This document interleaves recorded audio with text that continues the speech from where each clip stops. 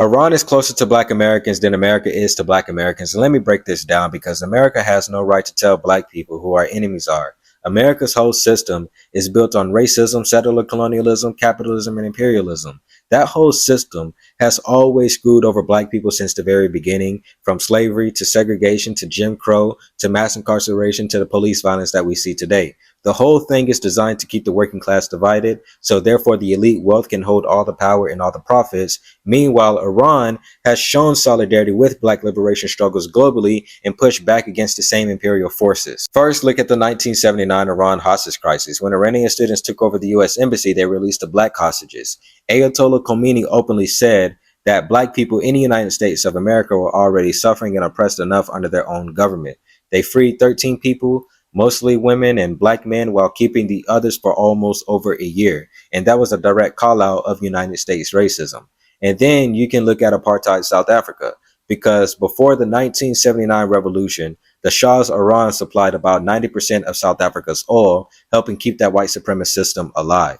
But after the revolution, Iran cut those ties, and after they cut those ties, they boycotted trade and supported the anti-apartheid struggle. And that's anti-imperialism in action, standing with African liberation movements, while the United States, on the other hand, dragged its feet and at times backed the racists. Then in 1984, Iran became the first country to issue a postage stamp honoring Malcolm X on a universal day of struggle against race discrimination.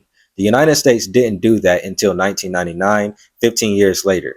Malcolm X challenged racism and capitalism in America, and Iran recognized that before his own country did. Then in 2015, Iran's leader Ali Khamenei tweeted about Black Lives Matter, calling out the killings of Black people like Eric Garner and Trayvon Martin, and he openly said that America celebrates ending slavery while still committing crimes against Black people today. Then fast forward in 2021, Iran even said it would sanction U.S. officials over racism against Black Americans after the murder of George Floyd and the long history of police brutality. They called it a human rights issue.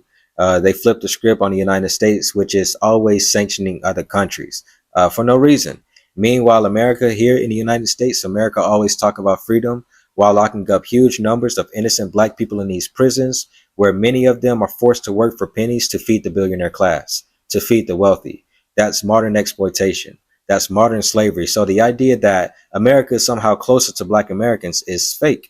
What we actually get is racism, redlining, wage gaps, and police killings, and a system built to crush working class people and stop real unity amongst all people. Black Americans don't need America telling us who our enemies are when we know who our enemy is. And it's the United States government, not Iran.